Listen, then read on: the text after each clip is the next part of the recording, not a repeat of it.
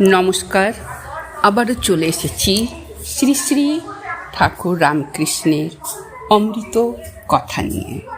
সকলে ভালো আছেন? আমার ভিডিও শেষ পর্যন্ত দেখার অনুরোধ রইল।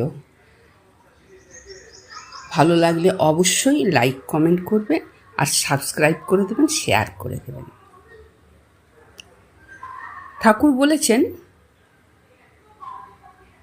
ভগবান হচ্ছে বালক স্বভাবে, মানে ভগবান বাচ্চা ছেলের মতো।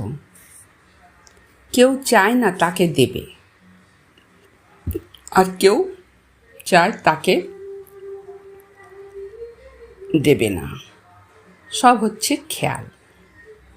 সেই রকম চিরদিন কেউ সুখী থাকবে না। সব জন্ম কারো দুঃখে কাটে না। যেমন কর্ম তেমন ফল, যেমন যোগাযোগ হয় আর কি। তাই ঠাকুর বলেছেন যে ঠাকুরের শরণাগত হও। তুমি সুখী না তুমি দুঃখী, তুমি ভালো না মন্দ, এইসবের বিচার তোমার করার দরকার নেই।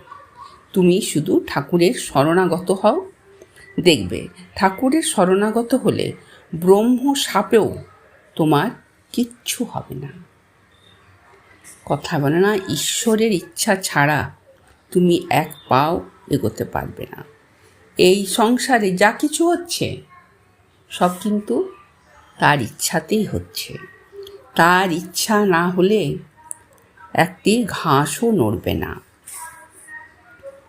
জীবের সুসময় আসে, আবার ধ্যান চিন্তা আসে। কুসময়ে কুপ্রবৃত্তি হয়, কুযোগাযোগ হয়। তাই কর্মফল ভোগ করতে হয়। সঠিক পথে থাকতে হবে, ঠাকুরের নাম জপ করতে হবে, তাহলে তুমি সঠিক পথের সন্ধান পাবে। জয় শ্রী শ্রী ঠাকুর রাম ও কৃষ্ণ।